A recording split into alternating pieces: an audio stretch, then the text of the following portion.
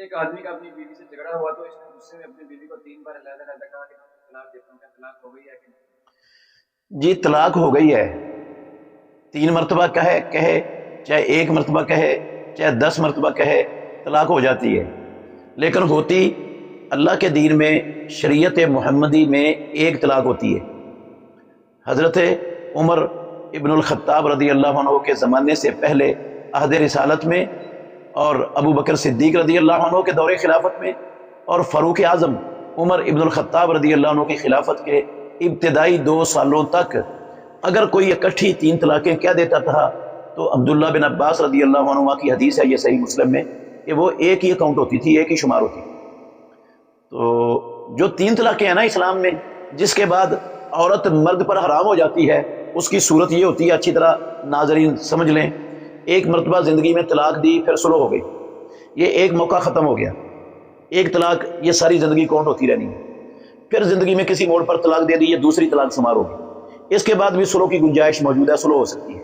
2 مرتبہ سلو ہو گئی، یہ 2 موقع ختم ہو گئے۔ اللہ رب العالمین نے بندے کو زندگی میں 2 موقع دیے ہیں طلاق کے بعد سلو کرنے کے۔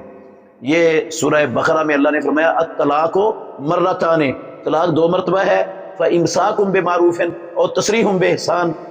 ہر مرتبہ میں یا تو اچھے طریقے سے روک کے رکھنا ہے، رجوع کر لینا ہے، یا اچھے طریقے سے چھوڑ دینا ہے، اس کو لٹکانا نہیں ہے اور تنگ نہیں کرنا اور تکلیف نہیں دینی، اچھے طریقے سے چھوڑ دینا ہے، یعنی اس کی عدت پوری ہو جائے گی تو وہ آزاد ہو جائے گی، یہ اچھے طریقے سے چھوڑنا ہے۔ تو یہ ہر دونوں طلاقوں کے بعد یا رجوع ہے یا چھوڑنا ہے۔ اگر رجوع کر لیا تو رجوع ہو جائے گا، اگر چھوڑ دیا تو وہ طلاق مؤثر ہو جائے گی ایک۔ تو اس طلاق کے بعد بھی، پہلی طلاق کے بعد اگر مؤثر ہو چکی ہے تو مؤثر ہونے کے بعد، عدت ختم ہونے کے بعد دونوں کا آپس میں نکاح ہو سکتا ہے۔ دوسری طلاق کے بعد بھی، طلاق کے مؤثر ہونے کے بعد دونوں کا آپس میں نکاح ہو سکتا ہے۔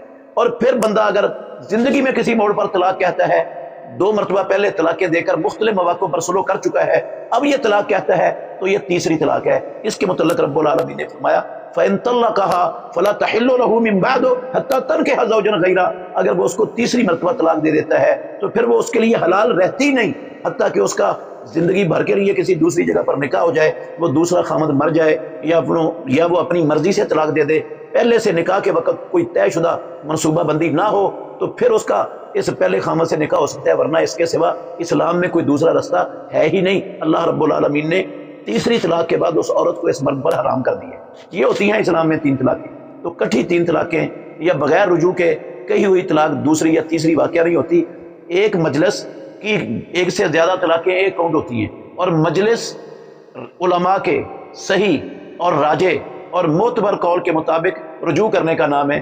جب تک پہلی طلاق سے رجوع نہیں ہوتا مجلس تبدیل نہیں ہوتی، اس لیے وہ 1 مہینے میں 1 نوٹس بھیجتا ہے، دوسرے میں دوسرا بھیجتا ہے، تیسرے میں تیسرا بھیجتا ہے، درمیان میں رجوع نہیں ہوتا۔ تو یہ ایک ہی مجلس کی 3 طلاقیں ہیں، یہ الگ الگ مجلسوں کی نہیں ہیں۔ یہ جو آیات میں نے حوالہ دیا ہے 229 230، ان کا یہی مطلب ہے۔